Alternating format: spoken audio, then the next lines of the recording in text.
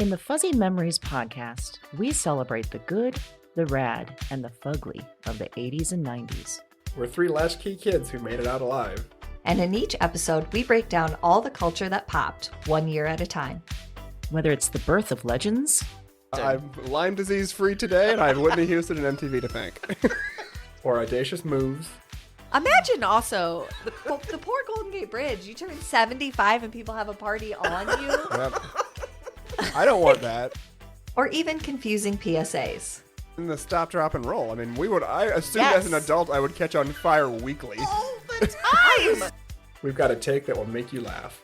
We've also got thoughts on all sorts of random phenomena and the most unmitigated of golf. Why sharks can't be trusted, people can't be trusted, and rivers can't be trusted. It's collusion. Of the highest degree. Uh-huh. You were counseling me to start my remarks with, first of all, bitch. Everyone in that room would have snapped to attention. It's going to be basically coffee lids, shark revenge, and then maybe like Matt Getz. God, we need to do something about him. Join us every other Wednesday to celebrate the hits, the misses, and the misfits of the weirdest decades. If I could tell my 14-year-old self from 1990 that I would be eating in a Cheesecake Factory in Beverly Hills. I'd be like, we did it. We did it, Joe. We did it. Listen and subscribe to Fuzzy Memories on Apple Podcasts, Spotify, and your favorite podcast platform.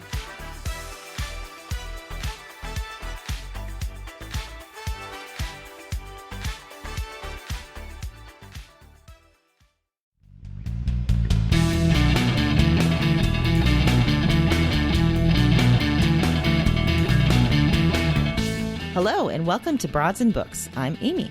And I'm Erin, and this is episode number 64, Criminal. Oh, do you remember Fiona Apple? Mm-hmm. She's playing in my head right now. And she's got a new album out right now. Oh. But her first album is my favorite album, and it has that song, Criminal. Yes. And I chose this because I thought, we often talk about crime, criminals. We do. But we haven't necessarily thought specifically about this issue of criminals that we kind of like. Yeah. Yeah. I have to admit that some of my picks are kind of hard because I've used a lot of the books of criminals that I like. Me too. At this point in our podcast, it does make the choices harder each episode. 'Cause I'm like, what I recommended a while back would be. Yeah. Uh-huh. Yes. Not that we're not up to the challenge, but God, no. We just keep reading so that we can give you more great picks. Yeah. So thinking about criminal, Erin. Yes. What do you think makes a criminal likable as opposed to, say, despicable? Well, I think the crime Yep. is one factor, Uh-huh. but I also think that in general, it's sort of the same thing as people. Like if you're just, if you're a good person, everybody makes mistakes. So I can get on board with that. Like if you genuinely care about people and you're trying and you're genuinely remorseful, then I'll probably end up in your camp. Yeah. But if you're not, and now certain crimes I'm going to struggle with. Like serial killer, for instance. It's going to be hard for me to really... Or, say, like who we talked about last episode, Jeffrey Epstein. Yeah. Yep. Yeah. Nothing redeeming there. No. I was more thinking, like the criminals that, that kind of get caught up in the system, but maybe don't really deserve to be caught up in the system. For sure. Yeah. Mm-hmm. That kind of thing. So, I think it's the same as people. Just be good and I'll like you, criminal. To all the criminals out there, you heard it first. Yeah. Erin says, just be nice to her. And it's you're cool. in. I'm done. I'm fine. I'm on your team. It's that easy. Speaking of like crimes that maybe someone shouldn't be caught up for, do you think that there are crimes in our justice system that you would like to see decriminalized? I definitely do. I think, first off, with alcohol, I think we do a real big disservice.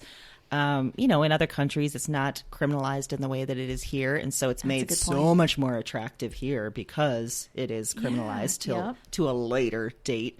I also think, marijuana, I don't think it should be criminalized, partly because that's been used as a way to arrest so many people that shouldn't be in jail. Absolutely. Absolutely. Yeah. Yep. So I think that, and up to a couple weeks ago, I would have maybe said sex work too, like decriminalize that, because I think there's this idea that if we decriminalized it, it would make it safer for, women that are out there. But I listened to this podcast with Amy Schumer has a podcast with a couple other comedians, and she invited Alexi Ash Myers, who is Seth Meyers' wife. Okay. And she works in sex trafficking crime. And she actually talked about how decriminalization would potentially increase sex trafficking because the demand would still be there, and it would in fact accentuate the demand. So she's like, what we want really is not necessarily decriminalization. She pointed to a model over in Europe that's being used called the equality model, where it only criminalizes or makes it a crime for a person to seek sex and pay for sex, or for those who are trafficking in sex work. Okay. The women themselves would be offered a whole slew of services to help them either get out of the life, be healthier in the life, but the only crimes then are the actual, men that are taking advantage of the women. Interesting. Yeah. Okay. And she talked about how that's actually been much more helpful. It's reduced I think she even said it's reduced murders of sex work. I mean, it's reduced a ton of violence around it. So my point being that up to a couple of weeks ago, I would have thought this would be a crime that we decriminalize in order to help the women that are in it. But I think we just need to change the crime and focus on the real offenders, the traffickers and the dudes that are paying for it. That makes a lot of sense. I was in the same boat as you, so I need to listen to that podcast. Yeah, I'll link to it because I thought it was really, really interesting, really well done. Yeah. So, Erin, thinking about, crimes and prosecuting crimes, if you were a judge, and I really like the idea of you being a judge, if you were a judge, what would the rules of your courtroom be? Well, it'd be real simple. Okay. No one would know them but me. Here's why. You're going to be on your toes. You just come in, you don't know what to expect. I don't want you walking in thinking you're just going to get away with your Barney badass bullshit. That's not going to happen. Maybe it will, depending on the day. But today, no, I don't feel like it. Wow. You need to present a case. You need to do it fairly. If you get out of line, I will not tolerate that. Oof. It will be quick and swift. Wow. And out of line can mean a variety of things. Because listen, I'm the judge and you best respect it. This was a dangerous question, I just realized, because you love power. I love it. And so this would be a situation where you could really cause a lot of ruckus. I would just like to be known hey, you don't know what's going to come out of her mouth, but it's fair and it's based in logic. So you basically want to be Judge Judy. Oh. No? Is she always fair? I don't know. I don't watch the show, but I don't either. Okay. So if she's always fair and logical, then yes, I have no problem with that. Would you have sayings I think she has sayings don't piss on me and tell me it's raining. I don't hate that phrase. Sure. But yeah, I think I just would like it to be you just don't know when I'm just going to stop you and say, listen, that's bullshit. We're not doing that. Yeah. I'm not going to even wait for him to object. That's ridiculous. Ooh, I like that. Stop it. We don't have time for this. Our criminal justice system doesn't have time for this. I don't have time for this. So bring me something better. I want you to know if your case is based in facts and logic and your heart's in the right place and you really believe you're doing the right thing, I'm going to give you a fair shot and I'm going to look at your case. But if you're coming in there just thinking that you're the best and you don't really need to do your homework. So you don't want any grandstanding attorneys. Nope. You don't want any shenanigans. Nope. And I won't be afraid to throw people out. I don't listen. Right now, you're not wearing a mask. You're out of here. Oh, yeah. You sneezed. You're definitely out of here. I don't know what you're doing. Whose side are you? Are you just a looky-loo? You're out. I don't like the cut of your jib. Get out. Done. Yeah. And I would want to have a really good bailiff. That just really understood me, that we could joke around, I could look at, and he or she would be like, right? And yeah. we'd be like, Could I be your bailiff? Yes. That's perfect. Oh, yeah. Yeah. See, then I could just make eye contact and you'd be like, okay. Yeah. And we could just, talk without talking. And, I'd be like, I'm hungry. And you're like, yeah. And I'm like, okay. Lunch. Yeah. Just stop it. Oh, yeah. We're done. I could just be like, what are we having? Indian? Cool. Okay. And I'd be able to read your moods so I would know, or not necessarily your moods, just I know what you would be thinking so I could, cut off a lot of the riffraff before it gets to you. Yes. You'd be like, look, this is day 3. She is not going to put up with that bullshit. You take that frilly collar, go change it into a Get out. normal collar.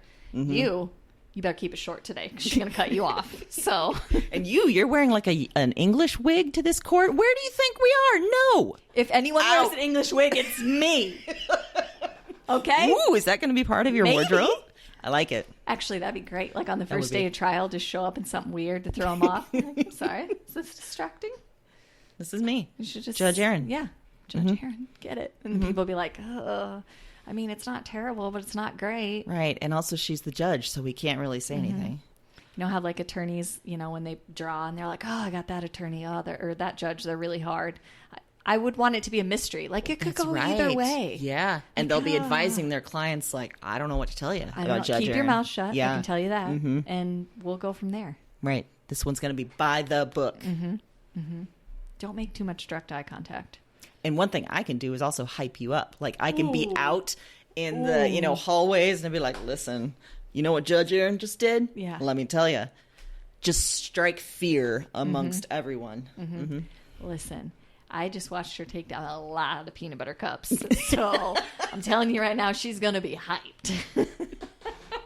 She's got a real strong sugar high going on right now. So Things are going to get don't weird. mess with her.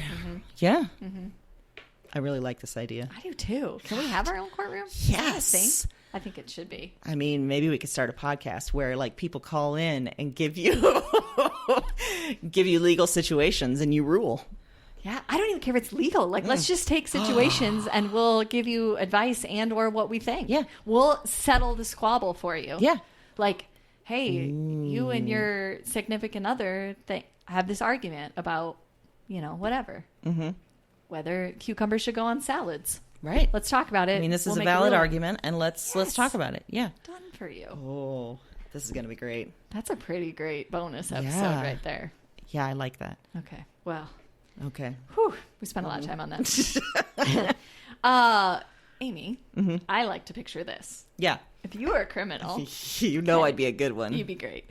What nickname would you like the media to use? Well, I kind of thought of, I can't remember which episode this was where, it was a bonus episode. We were trying to guess the answers to each other's Yes. questions. And you said I'd be very good at like sneak attack kind of things or like long games. Yes. So I chose my names that way. I chose first the Red Menace. Might be a good one. Oh, that's solid. Or the Red Fox. Because that could be, you're kind of wily. You don't really quite know what's... So I chose a theme, obviously. The but Red Fox is great too. yeah. Especially because I like the use of the word wily. Wow. That would have to be in all the headlines about me. Yeah. That wily red fox. So now we need a bonus episodes where we're running a courtroom and we need a criminal enterprise where you are committing crimes and Yeah. getting called the Red Fox. Mm-hmm. Easy. We can do that by Thursday. Totally. Okay, cool. Yeah. See, this was the kind of stuff that it just didn't work as well over Zoom. We couldn't come up with these ideas as quickly as we can now. Zoom just shut down my idea factory. Yeah. It was awful. I'm glad that we decided that our quarantine includes each other and that, It has to it at has some to. point. Yeah. We're doing the best we can. Doing the goddammit. damn best we can. Yes. Yeah. Most days. Well, you know who else did the best they could? Fiona Apple.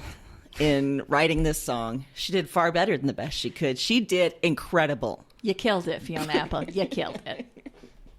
So thinking about, books that feature criminals that we might like or that we're sort Yeah. of somehow seduced by, perhaps. Ooh. For my fiction pick, I chose The Remains of the Day by Kazuo Ishiguro and published in 1989.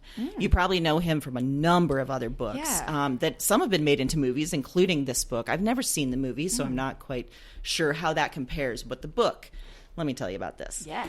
It is based in 1956. And Stevens, he has been a butler at Darlington Hall in England for decades.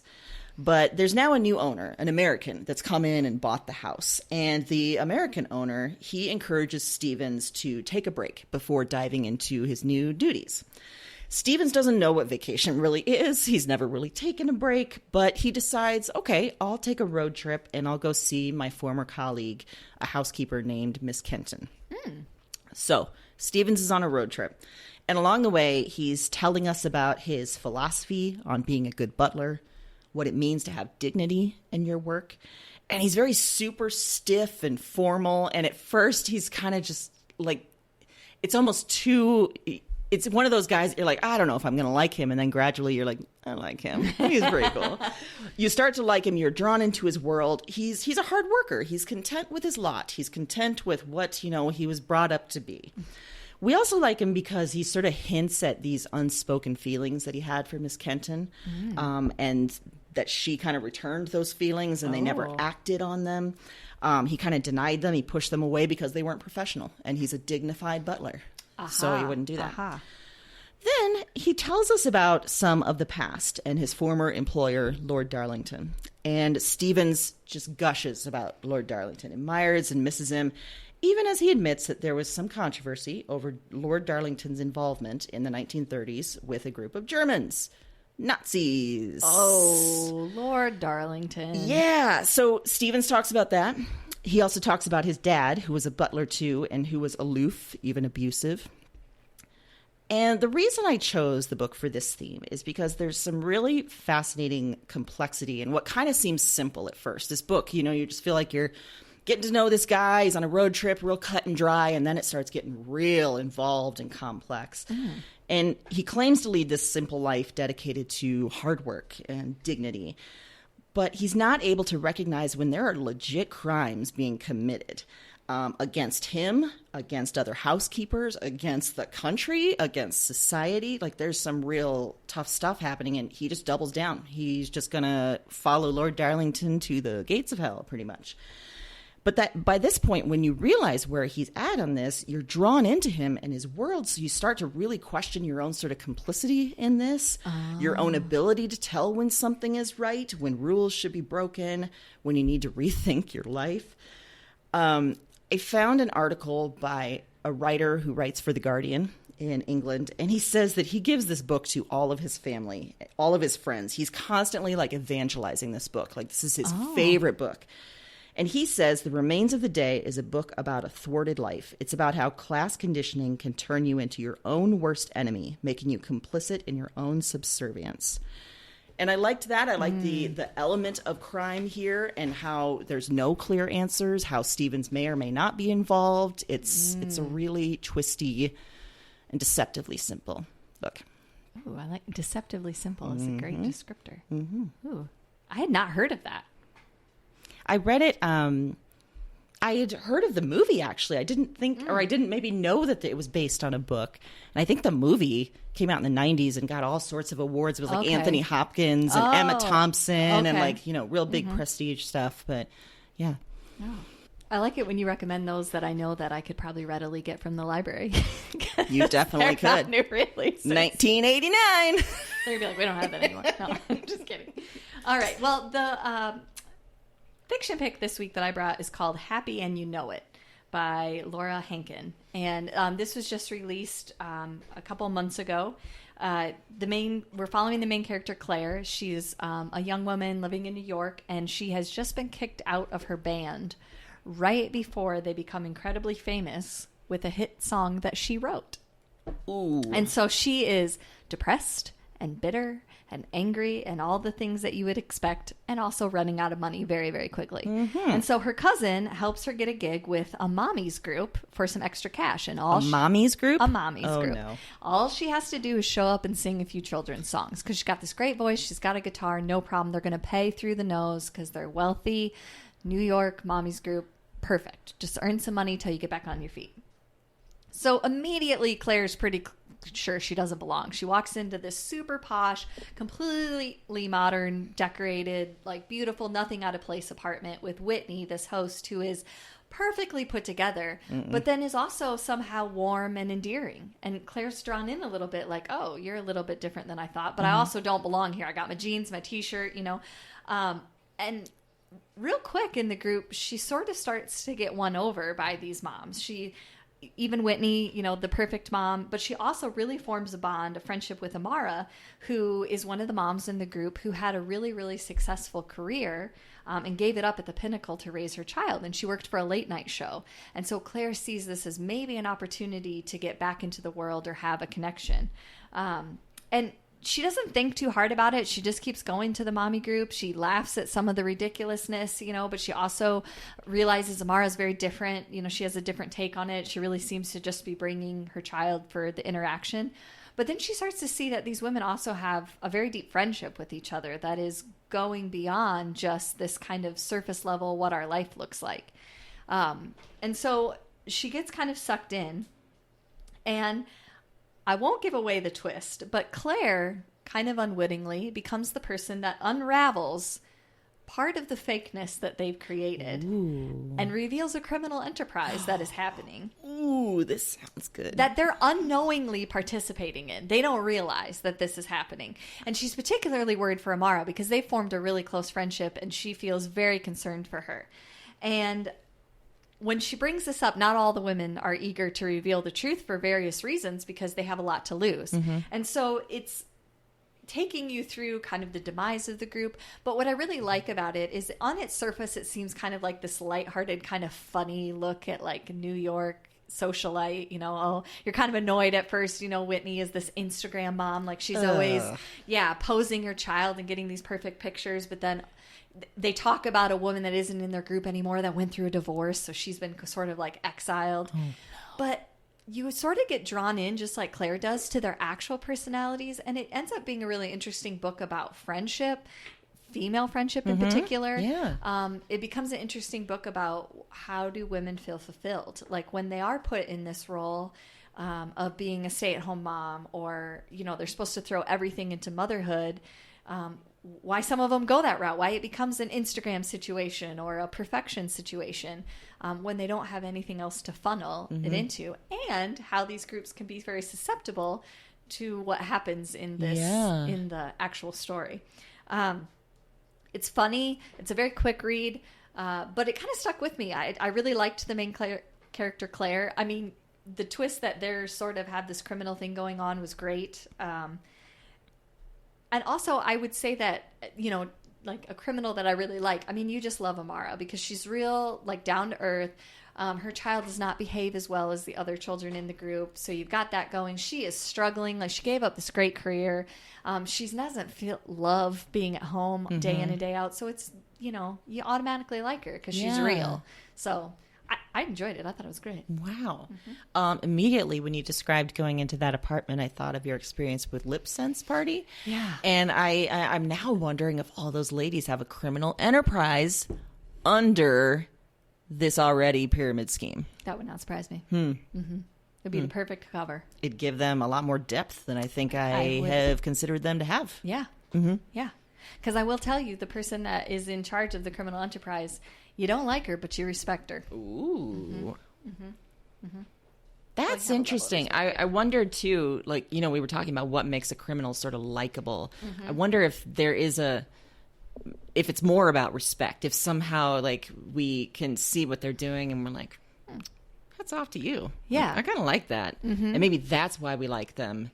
Well, and there's an element in this situation where they're complicit, but you're also, as an outsider, you're like, how did you not know? Like, you didn't question any of this? So there's some level of that, too, where you're like, well, which I think we do a lot in society. Like, how'd you not know? That's your own fault, Which it shouldn't be that way, because honestly, when you read it, there are a lot of situations I can think of right now that could very easily be the same thing and people don't realize. So yeah, and that assumes that when you're in a situation, you're fully in charge of your faculties. But when you're in a situation, especially when you're kind of fish out of water kind of thing, you're probably not questioning too much.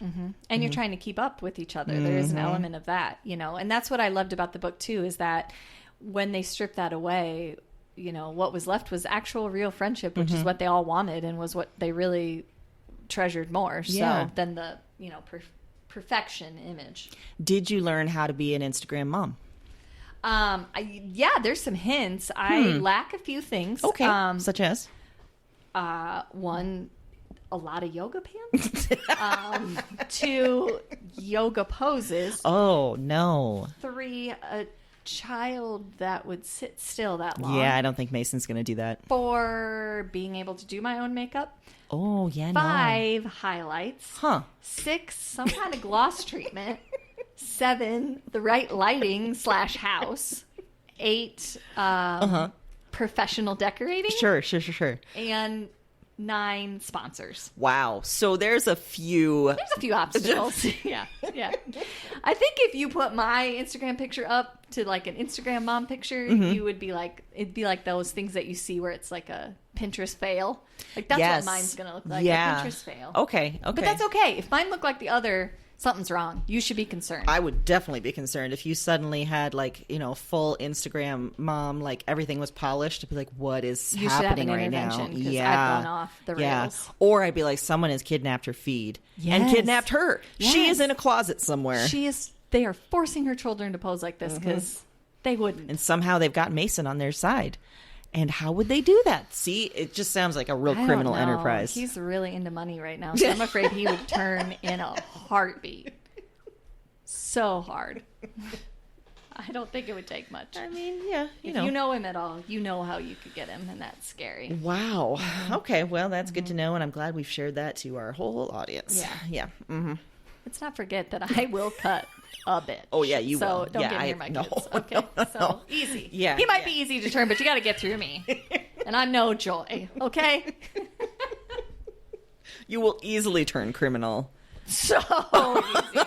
I mean, not even with your children as an excuse. You'll just turn criminal pretty easy. Yeah. Right situation. Make it lucrative enough. Yeah. I'm in. Great.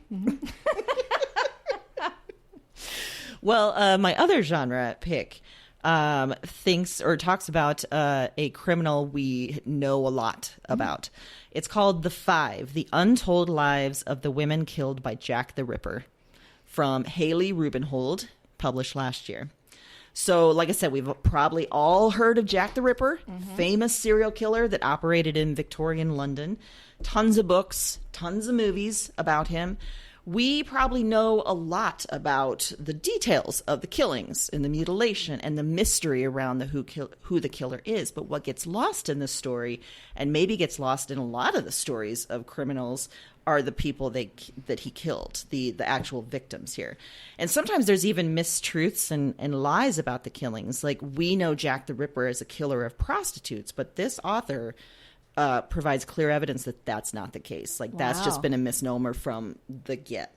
So this book talks about 5 women that he killed, humanizing them, telling their story. And along the way, we get this sort of incredible picture of what it was like in 1888 in Victorian London and how the system was set up really to punish women and working class poor people.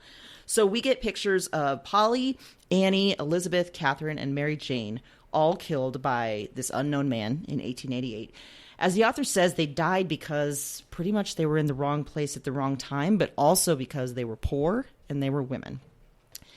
All of the women, like, they're very different stories, each of them, but there are some similarities. All of them had just a small amount of school, and then at a young age had to take care of their siblings, or they were sent out to be servants in rich houses, or they were pushed quickly into marriage and motherhood. And for all of them, they lived a very precarious life in the way that one mistake, and they could end up in poorhouses, and some of them do, or on the streets, and some of them do. And if you turn to booze to make the days a little brighter, which quite a few of them do, then there's even more troubles. So what's cool here is how the author has reconstructed these lives from like buried records, from small details, and the actual materials found on the bodies when they were discovered. So it's an incredible piece of writing and research and putting out stuff that probably has never been put out in this way, this amazing amount of detail. So it's a fascinating look at this never really seen side of this criminal legend. And it reads like, obviously these were real people. And so you're reading biographies pretty much of 5 women, and you know where it ends. But it's incredible to really, see the actual woman. It reminded me of when you talked about, was it Lost Girls? The book that, that really talked about some of the details of these lives that we may then just summarize with a quick headline or something. Yeah, absolutely. I saw that book, but I didn't know. I'm going to put it on the list because I wasn't sure how I was into it or not, but it sounds great. Well, the book that I picked for nonfiction this week is called True Story: Murder, Memoir, Mea Culpa by Michael Finkel. This was published in 2005. This book is very weird and twisty in a lot of ways. We start with Michael Finkel, who's a reporter for the New York Times. And in February of 2002, a reporter in Oregon contacts him to tell him that Christian Longo, who was a wanted fugitive as a suspect in the murder of his whole entire family, has been captured in Mexico using a different identity. And the identity that he was using was Michael Finkel of the New York Times. Almost simultaneously to this happening, Michael Finkel has been fired from the New York Times, and the New York Times has published a letter saying that he was fired because he falsified pieces of information in a very long investigative report. And so he's going through a personal crisis when this Oregon reporter gets a hold of him and tells him this story. And so the parallel is, as the Longo case progresses, he will only speak to Michael Finkel. And so they begin this very bizarre and all-encompassing relationship. And Michael Finkel kind of happens to be at the point in his life that he's sort of interested and sort of at a point to look, I think, in a way for a kindred spirit, like someone who maybe feels misunderstood or maybe everyone doesn't know the whole story. So in the book, he parallels the narrative of his own personal story about the report and what happened and his deep regret alongside that of the story of Christian Longo, the crime, his escape, what he did while he was in Mexico, all by interviewing him, speaking to him. I mean, in the book, he is so encompassed. This man is writing to him all the time. He's calling him all the time. It's a very in-depth relationship in that sense. And they sort of develop a friendship that Michael sort of ends up being freaked out by, because he realizes how deep he got in with someone who there's really no denying committed the crime. And at one point, he basically admits that he did. And so he's struggling with the fact that he really connected with this person who did this horrendous thing. And he's also having to reconcile that maybe he was at a point, maybe mentally or professionally, that he was a little bit vulnerable to sort of throwing himself into someone else's story or looking at a crime from a different angle. And, I didn't pick this because you don't necessarily like Christian Longo, but the way that Michael gets sucked into it is so interesting. And the way that he presents the two narratives together, I mean, you feel sucked in. I mean, you feel as invested in finding out what's going on with this Christian as he does. I mean, you are like waiting for the next call and waiting for the next letter because something gets cut off and you want to know what the fact is. And it's very, very well done. And it's a very interesting take. And I think it was a very incredibly vulnerable piece of work for this writer. Yeah. I mean, to put all this out there, to kind of lay out everything that happened and then lay out this other story, kind of admit that he might even have crossed the line as a professional journalist with Christian Longo in the sense that he lost a little bit of sight of what the story was. It's fascinating, and it was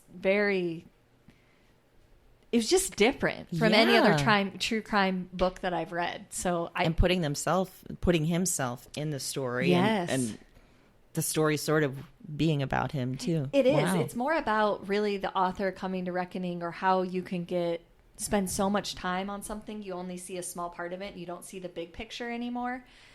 It's almost more about that than it really is the crime, because the crime is sort of, you kind of know what it is, and you kind of know right away that he's probably guilty. So yeah, it's something. Wow. Well, and that got me thinking about just journalists and reporters who write about crime regularly. That must be a very difficult experience in some ways, when maybe they find themselves getting a little too into the story, or maybe, like this guy, or we've heard other killers, they can be very charming, they can be very persuasive, and that has to be a difficult thing. Yeah, absolutely. And to know yourself enough to know that maybe you're at a point that you maybe shouldn't have spent so much time on that story, or you kind of had your own stuff going on. And that's why I say, I mean, very vulnerable to allow people into that level, but made for a great read. So, yeah, that sounds really good. Well, pop culture wise, I have a movie that I think I recommended to you. It's called Blow the Man Down. You did, Okay. yeah. And it's on Prime. It came out earlier this year, I think right around the time that stuff shut down, so it was perfect to get into this. It is set in a small fishing town in Maine. Priscilla and Mary Beth are young adult sisters, like late teens, early 20s, whose mom just died. And mom ran a sort of seafood and supplies store, but they are riddled with debt. The store's not doing well. They're going to lose the house. There's some major decisions that have to be made. But the night of the funeral, Mary Beth, she's the younger one, and she's much more impulsive. And she meets up with this guy at a bar. And it seems fun at first, but quickly it turns dangerous. He starts to be a little, potential threat. And she kills him. Okay. Suddenly, the two sisters are trying to figure out what to do and how to cover this up. Because, of course, we need to cover this up. At the same time, they run into one of the matriarchs of the town, played by Margot Martindale, national friggin' treasure. And they quickly learn that their mother was much more complicated and might be a little more criminal than they thought. Ooh. So some elements that come in. There's a bag of cash that's found and then lost. There's some prostitutes working the pier under Margot Martindale's instruction. And if you need a good female pimp, Margot Martindale's the girl to go to. Yeah. There's more dead bodies. There is a Greek chorus of sorts made up of fishermen that just every once in a while come in and start singing. There are 3 older women in the town who seem to be the real power. And they are at odds with Margot Martindale and quickly get involved with the young girls as well. It is so fun to see a criminal movie made up pretty much of all women. Yeah. It's fantastic. The men are here for sure, but they're sort of the reactors. They're the threats. They're the dudes coming into the brothel because there's a brothel. Right. Well, yeah, of course. I assumed. Yeah. The movie was written and directed by 2 women too. The filmmaking team of Danielle Crudy and Bridget Savage Cole. And the last minute of the movie, maybe minute or 2 of the movie, so incredible. I loved it so much. I think it was perfect ending. It was just yeah. So yeah, come for the the ladies with the power and see all sorts of weird crimes happening, but you get a real satisfying end. Ooh. Mm-hmm. Well, I'm in. Yeah. I was in before. I kind of want Margot Martindale to take over a lot of towns. Okay. Yeah. Okay. I like that. Yeah. Yeah. And if you're not familiar with her, she was in The Americans. She was in, oh shoot, now I'm forgetting everything. She's been in a bunch of things as sort of like a tough older lady, and she is every bit of it here. It's fantastic. I saw some reviews that were likening this to Fargo. Ooh. In a weird way. So, and there's some tonal similarities here. Okay. So if you like that kind of stuff, I do. get in here. Get in here. Get in here. Y'all get in here. Y'all get in here. Okay. Well, I'm recommending something this week that it technically has 2 more episodes I haven't seen. Oh. But I'm going for it because it's been good enough so far that even if they flush it down the toilet, I don't care. You're okay I'd still with it? recommend Okay, it. Yeah. great. Dirty John Betty, which is the Betty Broderick story. So if you're unfamiliar, they put out a mini series about Dirty John, and now they're calling it Dirty John Betty, I suppose, to bring, to make people and it's come a different to the table. story It's from the original. Yes, yeah. entirely different story from Dirty John. This deals with the story of Betty Broderick. So this came out on the USA Network, but it's also being replayed on Bravo. You can get it on demand. It stars Amanda Peet and Christian Slater Awesome. as a married couple. And it's this true crime with a twist that is just, you are just going to be kind of blown away.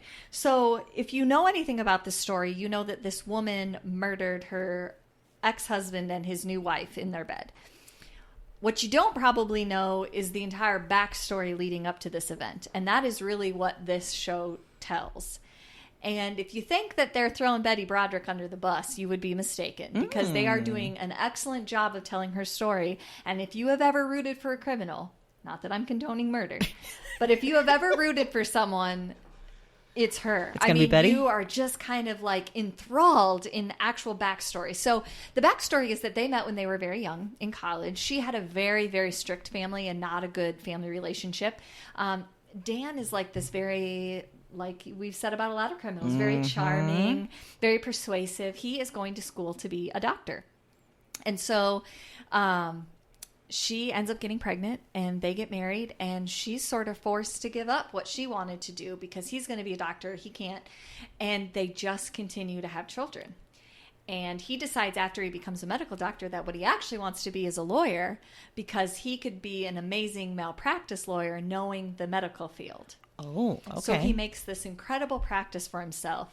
They rise from, I mean, we're talking in college, they could barely afford heat and were raising 2 kids in this apartment to crazy amounts of riches because he's killing it. Okay. So remembering that she supported him through all of this. She did everything. She kept the home. She raised the kids.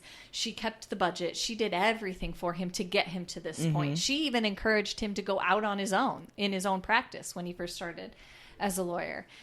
And he repays her by getting a mistress and deciding he's going to marry her. Time old tale. But the twist is that he's also a lawyer. So he is using the system against her during the divorce. And she's too naive to understand until things are happening. He's effectively taken away her kids. He's made sure she's got no money. He purposely goats her, but no one knows that. They only see the sides of her that come out. He's making people that work for him record these, like transcribe these horrible messages that she leaves on his answering machine.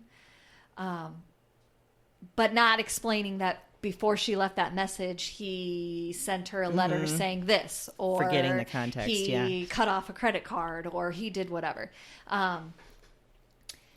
It is, you will despise Christian Slater. As it goes on, you see that she's having a breakdown, and you know that what she's doing isn't right. I mean, but kind of pushed to the brink, it sounds like. I mean, real quickly, she's really, it's getting painful in the sense that she's really putting her kids in the middle. That's hard to watch. I mean, some of the stuff she does is like what probably revenge fantasies are made of, like you want to do. I mean, she's breaking into his house and just busting every valuable thing she can find.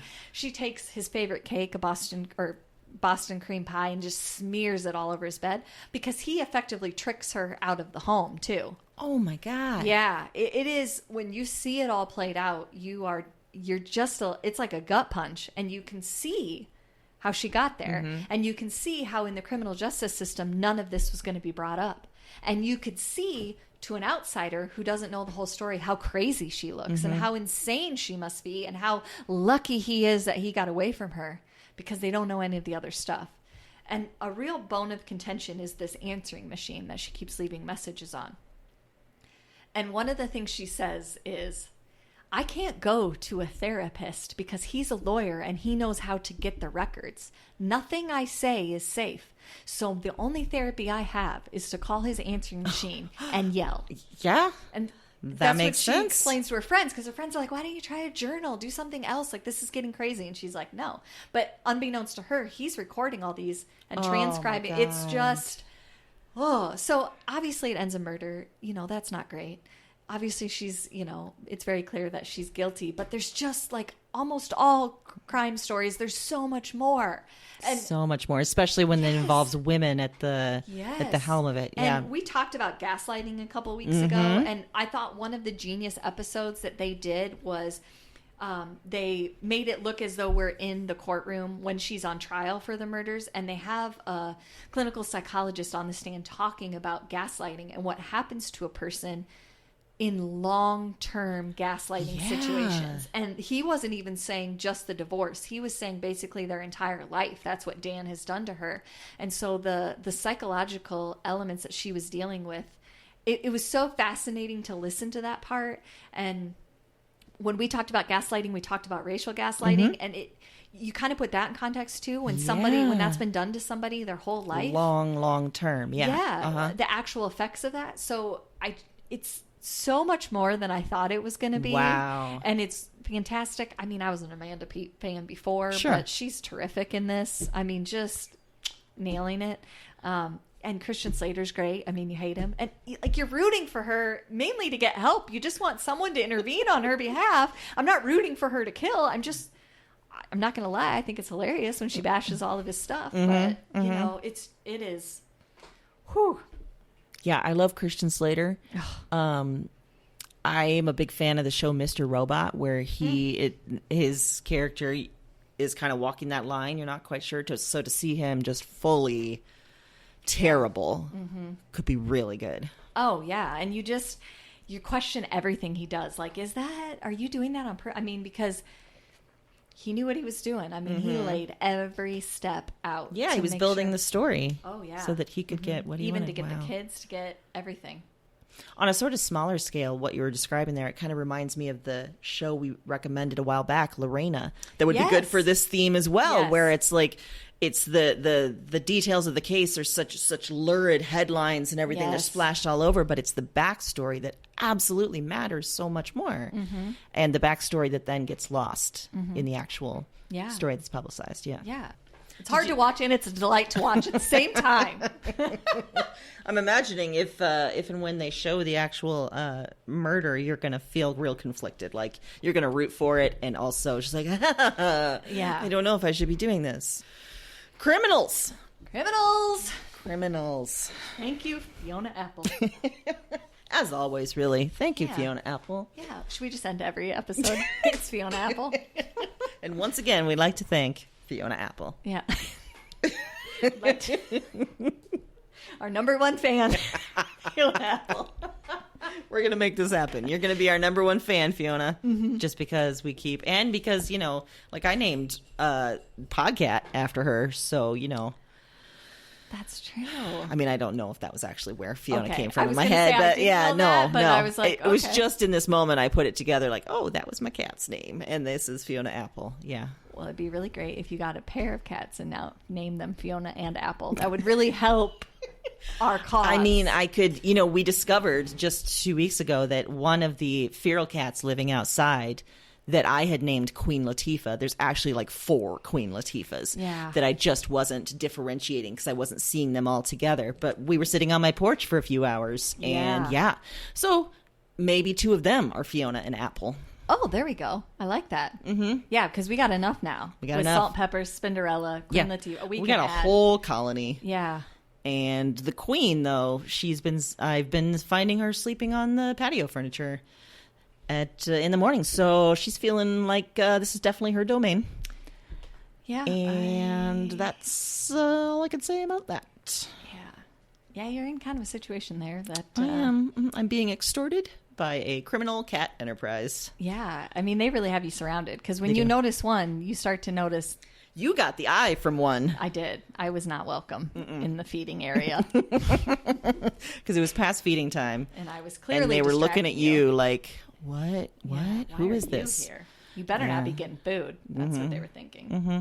Did you feel the ghost of Podcat when she was looking at you with that disdain, just like Podcat used to do? Yeah, a little bit. Although it made me miss Podcat's disdain because it was less.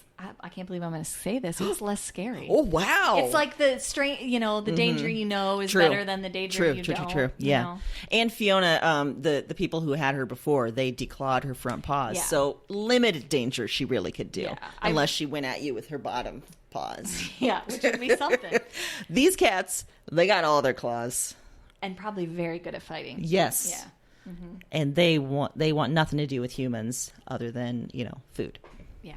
Mm-hmm. Yeah, I'm screwed, basically, if you throw me to the Queen Latifahs. Ooh, that makes it sound like I'm a Roman emperor or something and just like throw them to the Queen Latifahs. That's what I imagine. Yeah. That's what you should be doing from now on. Just, flinging people to their death. Yeah. Maybe that'll be part of our bonus episode. Yeah. Judge episode. Yes. Mm-hmm. Yes. Someone pisses you off, throw them to the queens. You're getting thrown to the queens. Good luck to you. Hope you don't like They got your all face. their claws. Yeah. You're going to have some marks, and they're probably going to be permanent.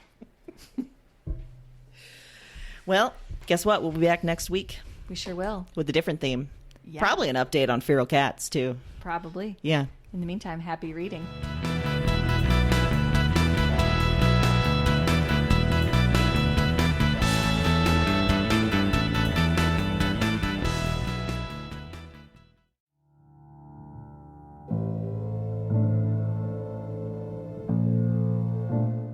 I'm up again. Same night, another dream. Before trying this recording thing, I didn't remember much of anything of these dreams. I didn't remember much from any of the women. And one night of doing this, and it's broken things open. The dreams they're in me, and they're coming out of me, and Talk to me. I am not broken. I am the most whole, most real. Cause their despair. I wait for the word. Witch. Look at the mad woman in her cage. She was a woman with holes inside her. That was the heaviest factor, the final evidence, the heart of the issue. Somehow, you understand this. You hear me. Wherever you are, whatever this is, you... this isn't a dream journal anymore. It's not. It's just fact. Because now this is some sort of record. What are these dreams? Maybe there's a better question. Who are these women?